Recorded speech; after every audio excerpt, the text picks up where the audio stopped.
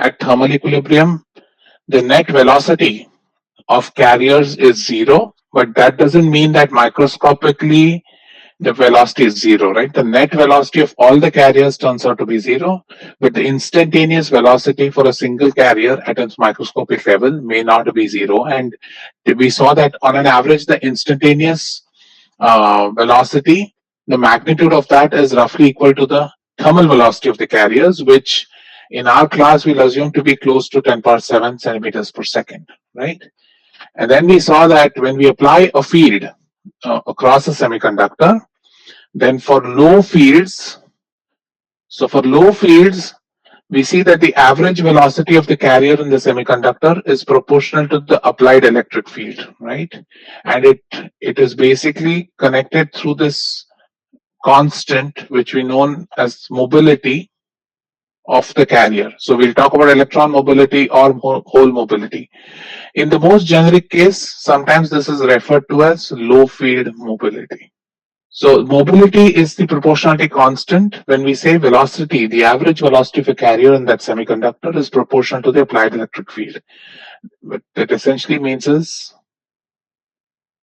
as I'm applying higher electric field, I'm going to get a higher velocity.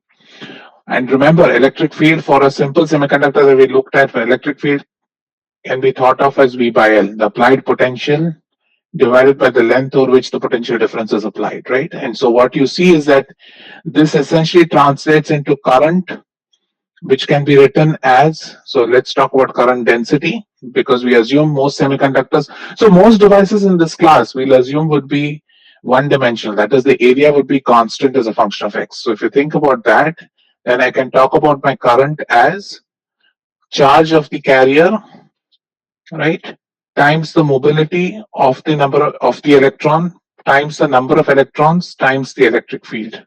And remember, in the most generic case, the semiconductor has both electrons and holes.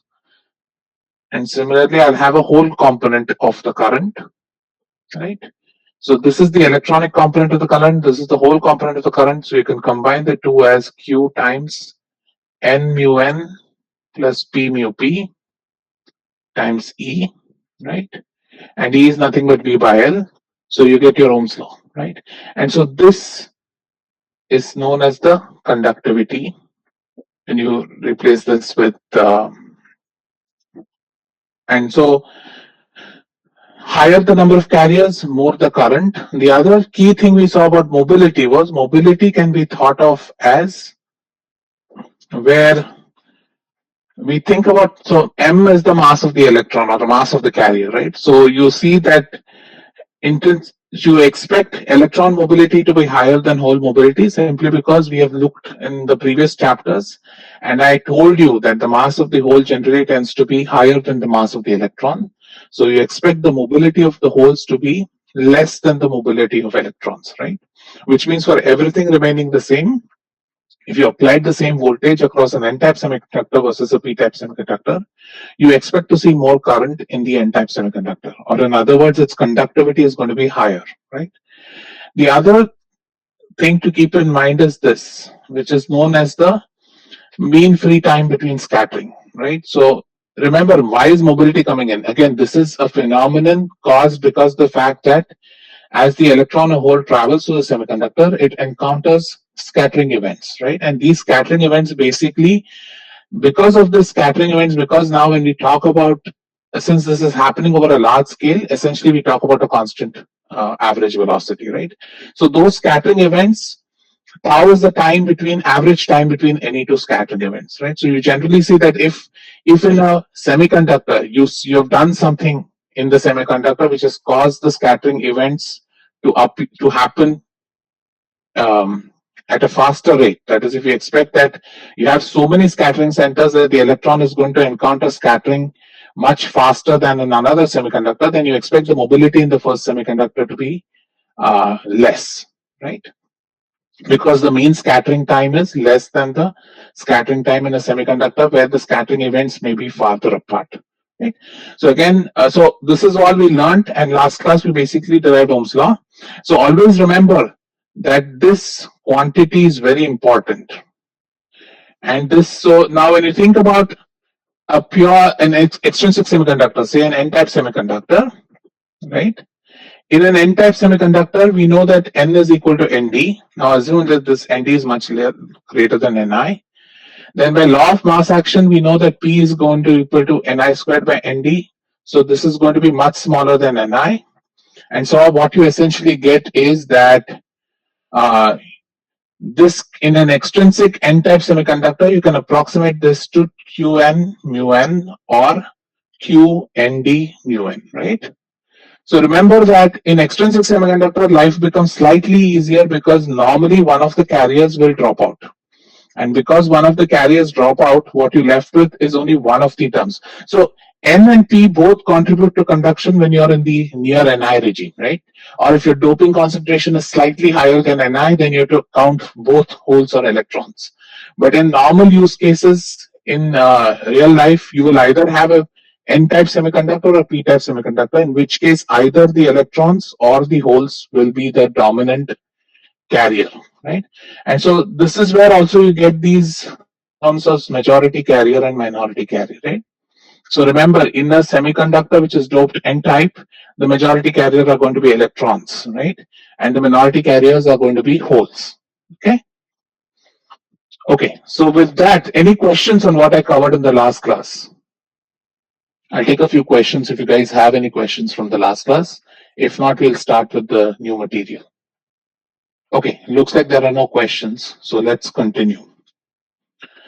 So now let's look at mobility and let's see what happens to mobility as I change some of the gross parameters like temperature, doping, stuff like that, right? So first thing is let's look at the impact of temperature on mobility. So intuitively, what do you guys think will happen? Suppose I increase now. So imagine you're thinking about electrons as billiard balls, right? So intuitively, tell me what happens as you increase the temperature. What do you expect the mobility to do? Increase or decrease, and why? One of you can unmute and give me an answer. So my question is, what do you expect mobility to do? Sir, increase because of increase in kinetic energy.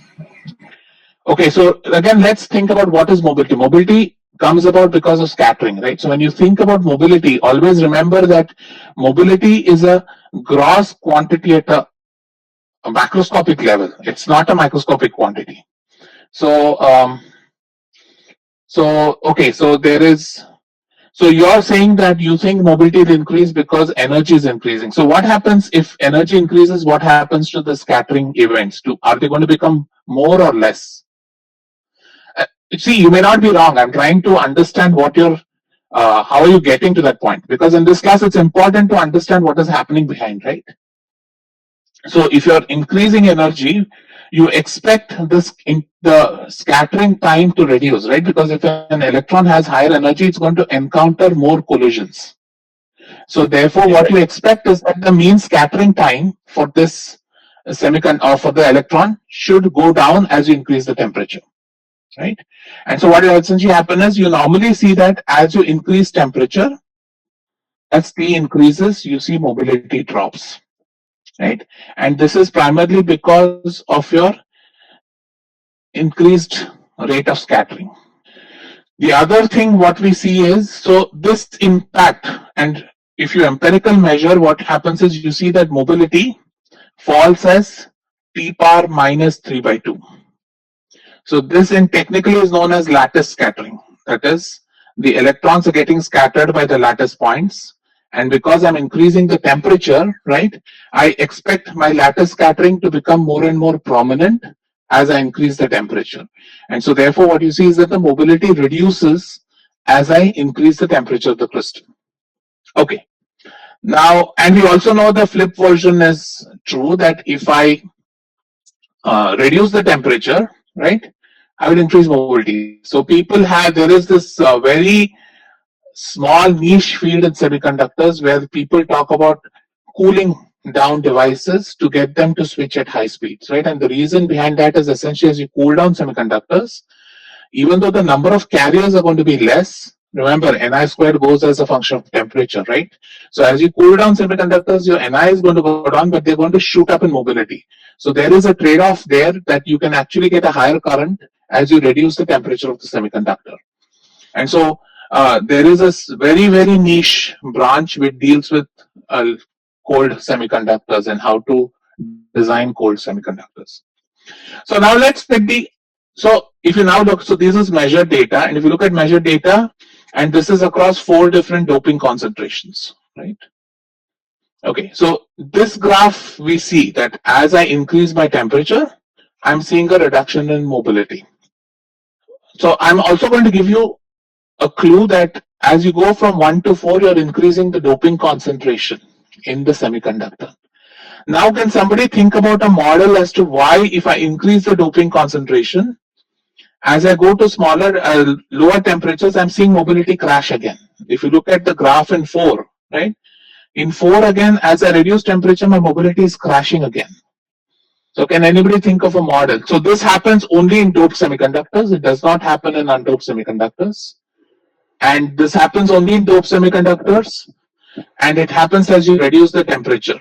So can anybody tell me can come up with a model as to what's happening, say on as the we graph increase 4? the doping, as we increase the doping, so the number of donor or acceptor atoms increase, and they're Correct. usually in opposite charge of the major carrier, so they kind of affect the movement of the carriers. Right. So you have it right. So this mobility, as I reduce temperature, if the mobility decreases, this happens in doped semiconductors. And the phenomenon here is what is known as impurity scattering. Right. So what's happening here is that as you reduce the temperature, so now you may ask me, sir, this is happening at all temperatures, right? So yes, it is happening at all temperatures, but it becomes prominent at low temperature. Right? So what's happening with impurity scattering? Remember, whenever you're doping a semiconductor Na or Nd, in reality, what is sitting at the lattice point is Na minus or Nd plus, right? So remember, at the lattice point, what you have are not atoms, but rather ions, right? And the problem with ions is ions are charged particles. So which means that in addition to scattering, see, if you look at this impact, this is because of silicon. Silicon is not charged in the lattice, right? So just the volume of the silicon atom is causing scattering events. Now, when you think about impurity scattering, what is happening is it's not only the volume, but rather the charge on it, which is causing a Coulombic force of either attraction or repulsion to the carrier, right? For example, if you're looking at the impact of Na plus on electrons and on holes, you'll see that on holes it's going to give you an attractive potential, so it is going to deflect the hole.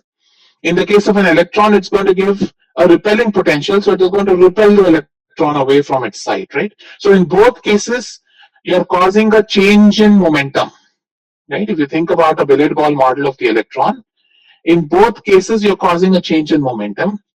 And so what essentially happens here is that you're having,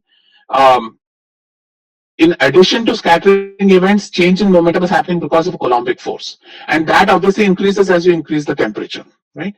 And so you see that this graph can be broken up actually as two graphs. If I plot T versus mu, right?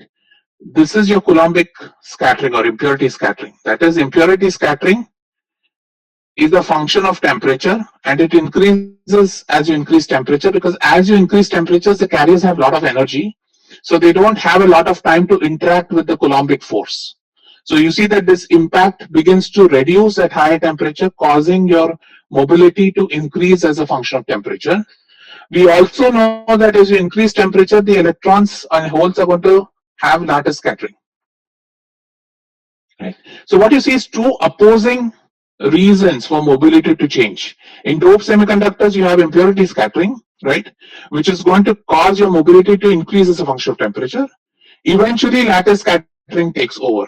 So what happens is that if you look at the net mobility looks something like this. So at very low temperatures, because the mobility is dominated completely by impurity scattering, it's going to look like this.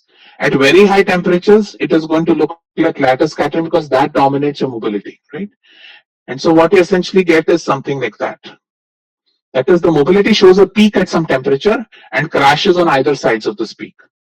So whenever you have different mobilities, mobility adds itself in what is known as a Matheson's rule. So it's similar to parallel resistors. That is, if I have three different mobilities or three different phenomena which can impact the mobility of the electron, then the net mobility of the electron adds in its reciprocals.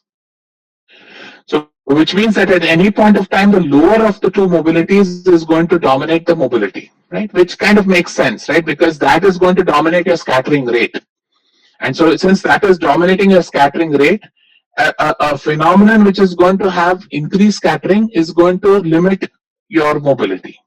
Let's quickly look back at impurity scattering. What is impurity scattering? Impurity scattering is you have, say, Na minus sitting here, right? So when an electron is traveling in this direction, if it sees an Na minus, it is going to deflect away. If I have a hole traveling here, it is going to be pulled towards the ion, right? So in both cases, what you see a momentum change. So this event is like a scattering. If you had pure bulk scattering, what did you say? You saw an electron, it was hitting a lattice atom, it caused a momentum change, right? And most of it is reflected back. But I can even call this as a collision because I'm essentially changing a shift in momentum, right? So this is a scattering. But the scattering is not necessarily happening because of a volume issue. It is happening because of a charge. The charge is causing my carriers to change momentum, right? And because of that, I'm slowing down the carriers, because if I intended all my current to flow in this direction, now because of these charge carriers, I'm changing the momentum, right? And so the component of velocity, which is directed in the positive x direction, has gone down. So it is like a scattering event, right? So scattering doesn't necessarily, so that's why, so there's a problem when you quote billiard balls, because billiard balls are not charged particles. So you can think of collision as the only way to be scattering, but scattering essentially is causing a loss in velocity in a directed, the loss of a directed velocity, right? So even a change in direction of the electron and hole can be counted towards a scattering event. And that's essentially what's happening in impurity scattering.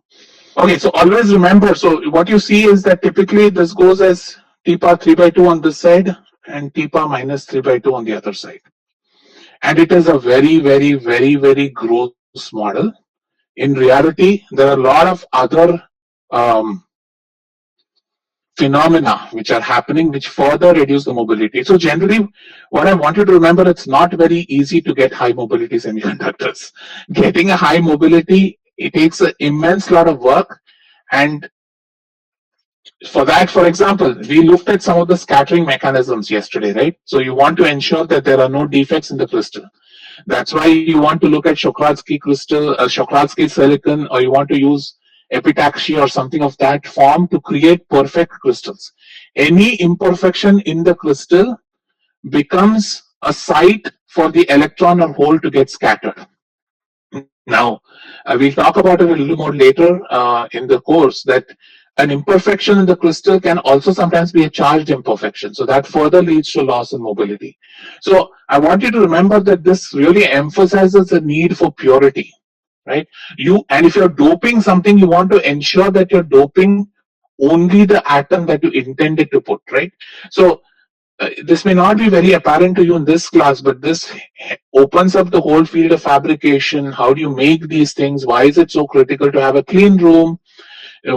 The kind of controls that we have on all the machines that we build in the fab are extremely critical. The embedded systems associated with it, the sensors associated with it, everything are very sensitive. And the reason being because if I need to be exactly sure if I want to put a dopant atom at a particular site, and I want to ensure that my process puts it right there and does not put any other atom, right? So nowadays we have a lot of atomically controlled processes available where we can dictate exactly at which point in the lattice do you want a certain atom to be present. So a lot of fascinating science and fascinating engineering that goes about when you have to actually start building these things. But it's not part of this class. Okay. So Shreyas, impurity scattering decreases with temperature, hence the mobility goes up. I think you got it confused. When impurity scattering is reduced, all I meant is mobility due to impurity scattering is increasing with temperature. So the phenomenon is actually weakening with increasing temperature.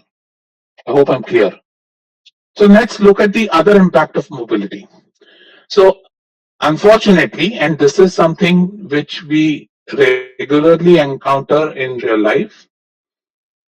So we saw this. So we saw that as a function. So this is mobility plotted as a function of temperature. So you see that because of increasing temperature, my mobility is going down. Right? But what you also see is that as I increase my doping concentration, I have a further reduction in mobility, right? And this is kind of what we alluded to in the previous slide.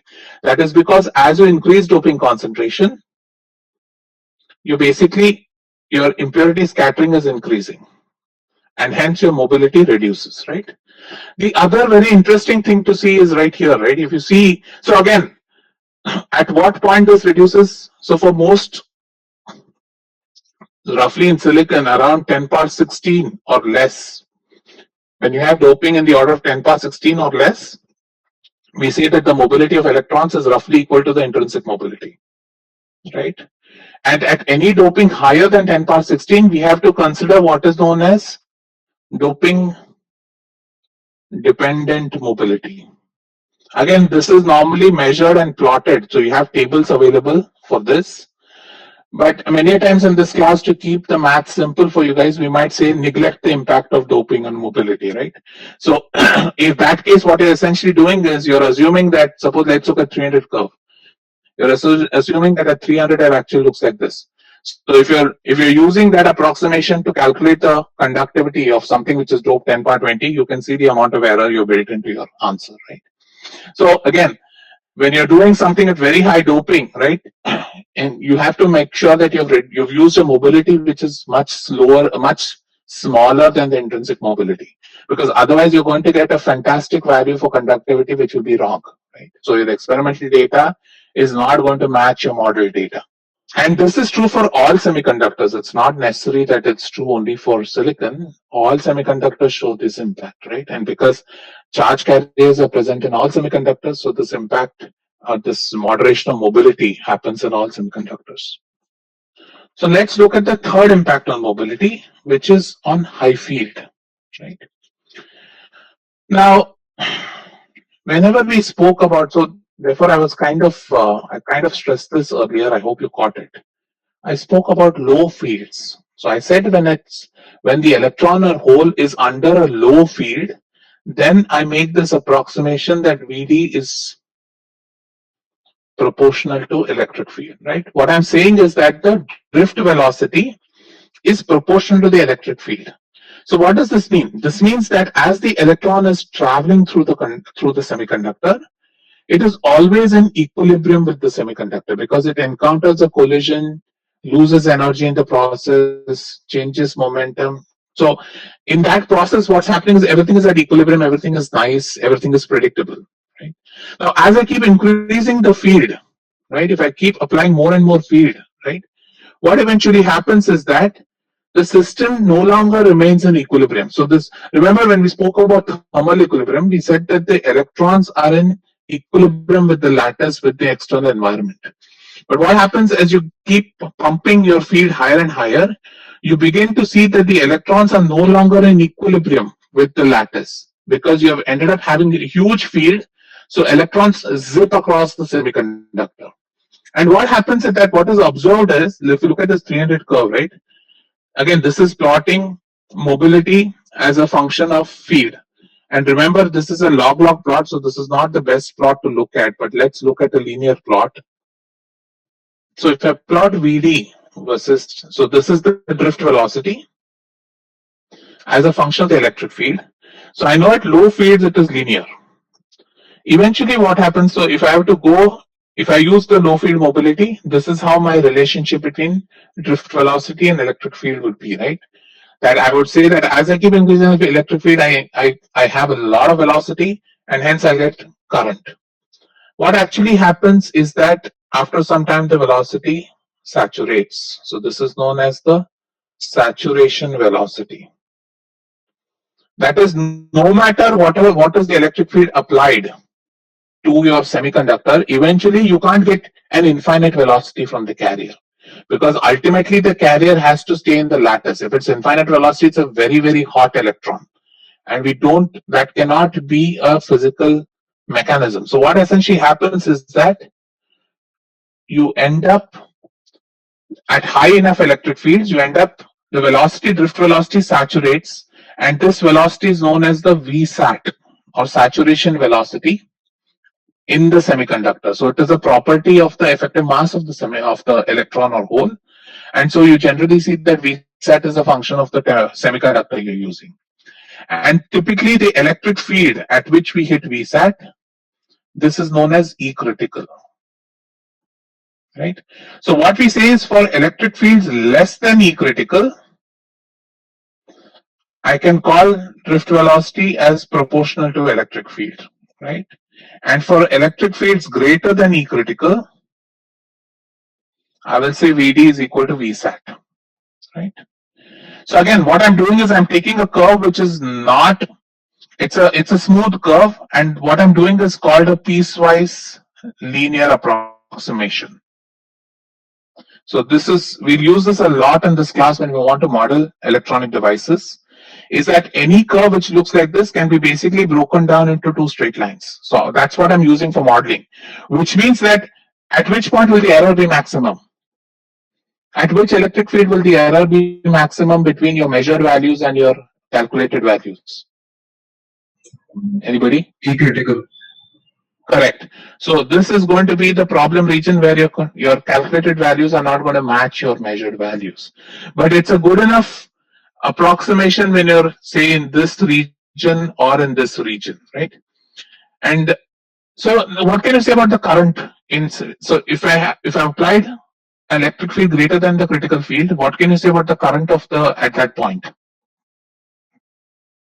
So current can be given as charge, right, times the number of electrons, right? Now, because it no longer has an ohmic relationship, right? So what you see here now is that the current is independent of the electric field, right? So this happens only in semiconductors. What you see is now this basically says that Ohm's law doesn't work, right?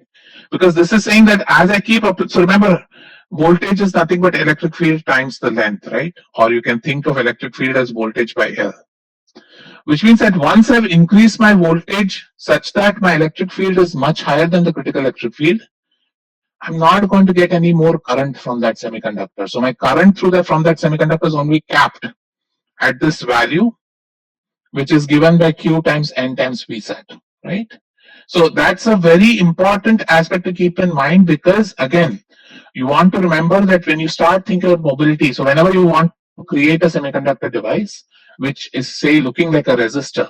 So if you want to create a resistor using a semiconductor device, you need to ensure that your fields through that semiconductor never hit critical field, right? Which means it puts certain limits as to how large a resistor you can create or how small a resistor you can create, right?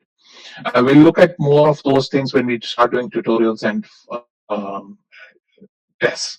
So what I want you to remember is that when you pull out a current through a semiconductor, it follows Ohm's law only for low fields. For high fields, it will be capped, and the current will be capped either by QN Vsat or QP Vsat, right? And generally what we see is the saturation velocity for holes is less than the saturation velocity for electrons. So again, keep that in mind. Similarly, we see that the critical field for holes is much less than the critical field for electrons. So again, all this is given at the back of a textbook. The back of textbook has all these numbers. So it's a good idea to look at that graph and keep that in your mind whenever you're looking at semiconductor devices. Okay. Yeah. And so what can you say about Vsat as a function of temperature? So Hitarth, yes, you can. So assume Vsat as mobility times E critical is true only in a piecewise linear approximation. In reality, it is not true, right? In reality, actually what's happening is you're essentially breaking, as I said, you're breaking this curve. You're breaking this curve as a piecewise linear curve, right? So this is what you're approximating that yellow curve to be. So what you begin to see is that this yellow curve and red curve. So if I'm actually going to plot mobility, my mobility versus electric field actually will look something like this. It will reduce, and eventually it doesn't make any sense, right? Because once it hits saturation velocity, my mobility versus electric field is basically my mobility is zero, right? Because there is no impact of electric field. So what you see is if I plot mobility as a function of electric field till about E critical, in reality, I see that the mobility stays constant at low fields but starts decreasing as you hit E critical. Whereas your piecewise linear assumes mobility is the same all the way till the critical field. So while that assumption that you have, while that approximation you have is valid for a piecewise, it is generally not true. So I will suggest that you do not use that to calculate VSAT. VSAT is a property of the semiconductor and that is tabulated separately. Similarly, low field mobility is a property of the semiconductor that is tabulated separately. So you want to use both these terms and not really use the relationship between the two. Okay? So we commonly encounter, so when you buy a wafer in the lab, right? First thing you have to do is measure the resistivity of the semiconductor. So you guys have all done this before, hopefully somewhere in your high school. How do you measure resistivity? So we take a piece of the material of unit length and unit area and apply a known voltage and measure the current across. Correct. So tell me how, so let me draw that figure for you and you tell me how I will set up the experiment. I'm assuming you all know ammeters, voltmeters, right? So tell me, so I've created, so remember this is a wafer. So I'll put down one probe here and put down one probe here. So I apply a potential. And now if I want to measure the resistivity, what do? I measure the current through this. Is this a good approximation or are there some issues with the setup? Recall your ammeter, voltmeter concepts. They have their own resistance. So now tell me, what is the input resistance of a voltmeter? How is the voltmeter connected? This is high school, guys. How is the voltmeter connected? Or yes? In parallel. So if it's in parallel, what is its input resistance? Infinite, very high, exactly. How about an ammeter? Ammeter is opposite, right? It's going to be connected in series and it's going to have a low resistance. So generally when we do measurements, right, we don't use the same probe to apply a voltage and apply a current. What we instead do is, we use what is known as a 4-probe technique. So we bring down 2 probes, right? So what I will do is that I will send a current through the outer probes. So A, B, I'll send a current, right? And what I do now is I accurately know the distance between these two and I measure the voltage between probes C and D, right? So I is sent in and the voltage between these two is measured, right? And so then, because I know the actual, so this is by design, I know the distance between the two, I can extract the resistance. So this is what I've tried to show you. This is a 4-point probe, which is normally used in the industry to measure resistances of semiconductors. Right? It consists of 4 probes, not 2 probes. You use the outer 2 probes to pass a current through the system, and then you accurately measure the voltage between 2 predetermined points whose distance you clearly know. And so with using that, you can extract with a great accuracy the resistance of the semiconductor. Right? So in this kind of case, you can remember now the current is not going to flow only on the surface, current gets distributed, right? So if you measure the current flowing, you guys know enough of electronics to know that if I do this, and this is a this is a resistor, right? You know that the current lines are not just going to flow on the surface. I'm going to have current lines which are going to look like this. Some of it is going to flow away from the surface, but we know that eventually no current is going to flow on the bottom, for example, right? So depending on whether this is a high resistance material or a low resistance material, this current is going to spread. Okay, these are all concepts which I'm sure you guys are familiar with. There's nothing new that I'm teaching here. And so typically in a 4-point probe, what you see is we talk about what is known as a sheet resistivity. And the reason we call it sheet resistivity is because I don't really know how the resistance changes as a function of thickness. All I'm measuring is some resistance looking from top, right? So the unit of resistance measured is here per centimeter. And so what you get is that typically we call the sheet resistance, if you do the math, so this is again, this is not there in a textbook. I just wanted to add it that this is typically what's used, and from that we calculate the sheet resistance. So in this class, what I expect you to know is if I give you the resistance of a piece of semiconductor, you should be able to tell me what the doping concentration of that piece of semiconductor is, right? Or you should be able to tell me, yeah, or you can figure out if it's N type or P type, so stuff like that, okay? And again, remember, these are very gross quantities because this is again giving you something at a very macroscopic level. So there is no way, for example, suppose I had a semiconductor where this resistance was changing as a function of thickness. This method will not really give me that, right? So this method will always give me a gross value of resistance. So let me ask you a problem now. So I told you that if I want to measure, um, so when I look at a semiconductor, if I want to measure the doping concentration of the semiconductor, I can do very simply apply a voltage, measure a current, and I know that at low fields, the semiconductor will follow Ohm's law, right? And so from that, suppose I tell you it's an N-type, so let's assume we have an N-type semiconductor. So from that, I can set up the equation which says that I is equal to A times Q times N mu N times V by L, right? And so if I know V, I know I know A, I know Q, I know L, right? These are all parameters I've designed. So from that, I can estimate what the value of N mu N is. Ask you what is the doping concentration. What will you do? How do you find out what the doping concentration is? How do I calculate the doping concentration from this? Right, but I know N and mu N, right?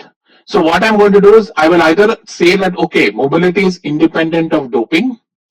So in which case I'll say mu N is equal to the mu N naught, or the doping independent mobility, right? And from which case, once I know N mu N, then I can calculate N as this quantity that I measured divided by mu N. That will give me the total doping concentration, right?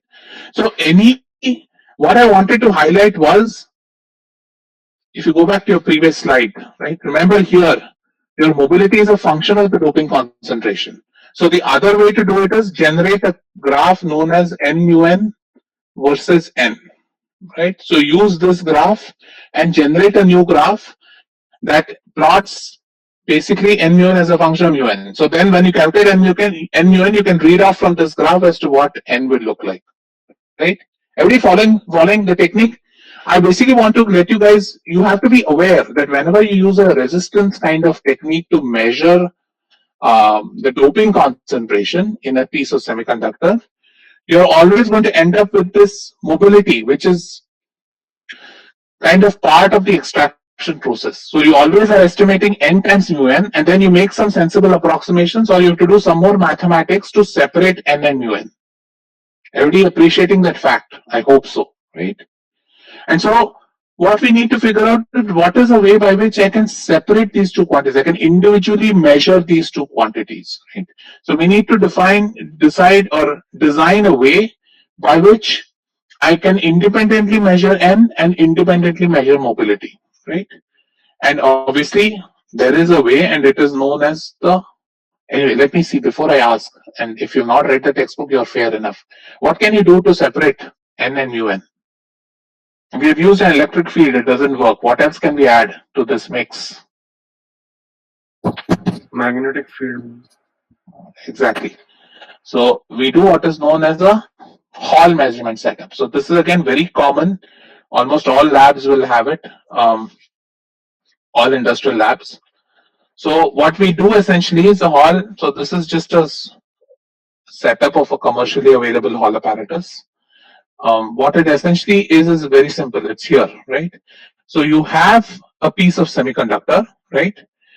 And you've applied you've applied a magnetic field to it, right? So if you've applied a magnetic field, so let's start. Suppose I had a bias. Suppose I'm passing a current through the semiconductor. If I'm passing a current through the semiconductor, without the magnetic field, I'm going to have most electrons traveling from the negative terminal to the positive terminal, right? So without the magnetic field, my electrons are on average going to travel from the negative to the positive side, right? Now, when I apply a magnetic field such that it's oriented along this axis, then the electron, right, is going to actually be deflected because of the presence of the magnetic field, and it's going, instead of going straight, it's going to acquire a momentum which is going to push it towards the far end of the semiconductor, right? V cross B. So V is in this direction, B is in the vertical direction, right hand rule, V cross B puts a force on the other direction. Because the charge is negative, the electron is going to move towards this side, right? Similarly, if you had a hole on the other hand, it's going to move in the other direction. So what you begin to see is that the electrons start to collect on this side of the semiconductor, right? So what you'll begin to see is that the current is going to drop down. So without the magnetic field, I'll have a lot of current. As I apply this magnetic field, I'm going to see a drop in the current, right? And that's because that I've given a component of a momentum in the direction away from this point, and so the electrons tend to turn towards the far end of the semiconductor, right? Leading to a reduced velocity component in this direction. So the current is going to drop. So if I want to get the current back to the maximum, what I have to do, I have to apply another voltage across these two ends in such a way that I counter this force on the electron, right? So please stop me if I'm going too fast. Remember, so first thing is, let's remove the magnetic field. So if I remove the magnetic field, if I plot my current, so my current when there was no magnetic field was at some point here, right? Now when I applied this magnetic field in the z direction, the force on the electron pushes the electron to move away from this. Instead of being oriented in this direction, the electron starts to move this way, right? So which means that I will start seeing a reduction in my current, right? Depending on, as I apply more and more magnetic field, the force on the electron will increase, so my current will start coming down, right? And what essentially is happening is a lot of my electrons will try to get collected here because there's a force on that. So what I'll instead do is, suppose I apply a counteracting voltage across these two terminals such that, and I keep measuring the current. So I apply a counteracting voltage in such a way that I can get this current back to the maximum value, right? So that is, if I apply a potential in such a way that I exactly equal the force that is on this electron to the magnetic field, I can equate it to the force due to this applied electric field, then that kind of will tell me the maximum current value, right? So by playing around with the potentiometer and actually applying an enough voltage, I can set up a system where even though a magnetic field is applied, by applying the electric field in the other direction, I can get the current to not change, or the current remain a constant, right? And so that is the technique what the Hall measurement uses. So let's do a simple case as to, let's see what the electric field will be. So remember, force is Q times V cross B, right? So if you think about the electric field that the electrons are under, or the effective electric field because of the magnetic field, is given by the velocity in the x direction times the magnetic field in the z direction. Again, here everything is orthogonal, so dot products just become products, right? So what I'm seeing is that because of the magnetic field, I'm going to set up an electric field which is determined by the velocity of the electrons and the applied magnetic field, right? So the product of these two tells me what the electric field on the electron needs to be. So this is going to push the electron this way. That means I need to apply an electric field in the same direction, so to get it balanced. So in the most balanced condition, this is the condition required so that my applied electric field is equal to V times B. So what I will do now is that, so this is what I have achieved, this balance, right? So now let's assume that this is an n-type semiconductor. If it's an n-type semiconductor, or a p-type, let's assume it's a p-type semiconductor. What is this? This is an n-type semiconductor. So let's assume an n-type semiconductor, then Vx is given by Jx I Q times NO, right? Remember, Q times number of electrons times the velocity of the electron is the current density, QV cross B. Sorry, I didn't mean dot product. I meant the cross product is the product, right? V cross B is VB when V is oriented in the X direction and B in the Z direction. Okay. So if I talk about the velocity of the electron is given by the current density divided by Q times NO, right? Where NO is the equilibrium electron density in my semiconductor, right? So therefore, I can write EY to be Jx by Q times NO times Bz. Now, how do I, or in other words, I can write my NO as Jx Bz by Q times Ey, right? Now, this is something that I've applied. This is something that I've applied again because I'm applying a voltage, measuring a current, right? So this is something I can read off the ammeter. This is the built-in potential that I'm getting, right? So all these three parameters here are your experimental values. This is what you've set up the experiment. These things you'll read off the lab apparatus, right? So once you know Jx, Bz, and Ey, right, then you can calculate the equilibrium concentration of electrons in the semiconductor, right, without too much of a hassle. So here what you're seeing is you're able to get the electron concentration without convolving it with the mobility of the electrons. Go over this again in the next class in case I'm not clear here. We're running out of time. So one thing I'm seeing is people dropping off the class. If this happens, I'm going to not share videos. I don't like it if people just come into the class to get the video. I will stop sharing videos. Just let your friends know. I'm not going to share today's video. I'm going to remove access for everybody. I will see what happens in the next class and then I will share videos. I don't like it when people join for the sake of getting a video. I'm not running a tutorial class here. Okay, I'll stop here. If you have any questions, let me know.